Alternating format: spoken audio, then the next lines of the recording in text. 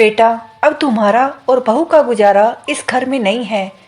तुम दोनों अपना इंतजाम कहीं और कर लो। बहू मायके वालों का गुणगान करती रहती है, उनसे मदद ले लो। हमने पढ़ा दिया, लिखा दिया, शादी करवा दी। तुम मियाँ बीबी आत्मनिर्भर हो, आसानी से दूसरा घर ले सकते हो। रतन जी ने अपने बेटे अखिलेश और बहू दिव्या को हाथ जोड़कर घर के बाहर का रास्ता दिखाया। माफ कीजिएगा पिताजी, घर तो मेरे नाम है। इस घर से अगर कोई जाएगा तो आप और माँ जी, दिव्या ने इतरा कर कहा। रतन जी और मोहिनी जी एक दूसरे की तरफ देखने लगे। फिर दोनों ने अपने बेटे अखिलेश की तरफ देखा। अखिलेश के नज़र फेरते ही मियाँ बीबी सब समझ गए। दोनों एक दूसरे को ठगा सा महसूस करने लगे। अपने कमरे में जाकर दोनों सामान समेटने लगे। बेटे को माँ के नाम घर करने को कहा था, कब उसने अपनी पत्नी के नाम कर लिया पता ही नहीं चला।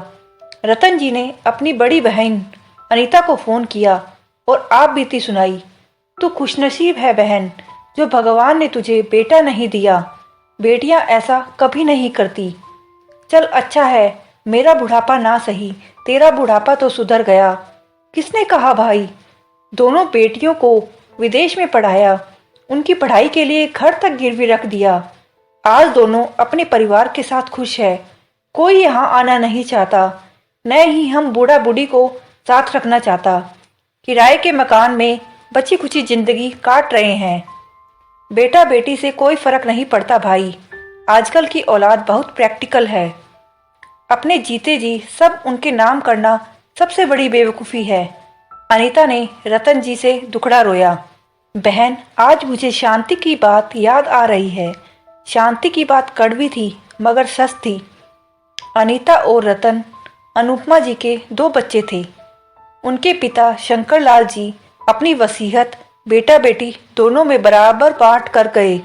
पुश्तैनी मकान में से सिर्फ एक हिस्सा पत्नी के नाम कर गए। अनुपमा जी को काम वाली शांति से काफ़ी लगाव था। जो बातें वो अपने बच्चों को नहीं बता पाती वो शांति को बताती थी। रतन अनीता को अंदर ही अंदर ये डर सताने लगा, माँ कहीं घर में अपना हिस्सा शांति के नाम ना कर दे। बेटे बहू ने अनीता की मदद से घर रतन के नाम कर लिया। अनुपमा जी को जब यह बात पता चली, वो अपने दिल का दर्द सिर्फ शांति को बताया करती। मेरे पति तो मुझे आत्मनिर्भर बनाकर गए थे ताकि किसी का मोहताज ना होना पड़े, लेकिन मेरी बेटी ने मुझे बहकाया। अब इस उम्र में क्यों जमीन जायदाद में मोह फंसा कर बैठी हो और मुझे बेटा बहू का मोहताज बना दिया। एक माँ कभी अपने बच्चों को बद्दुआ नहीं देती, पर यह दर्द मैं सीने में लेकर जाऊंगी। बेटा तो बेटा, मेरी बेटी भी सगी नहीं। अनुपमा जी की मृत्यु पर फूट फूट कर रो रही शांति ने ये बात कही थी जो आज रतन जी को याद आ रही है। जो धन आपने कमाया उसे आप भोग पाओ या न भोग पाओ, लेकिन उस धन के चक्कर में कर्म किए हैं उन्हें तो भोगना ही पड़ेगा। आज रतन जी और अनीता जी के सिर पर अपने कहने को कोई छत नहीं थी।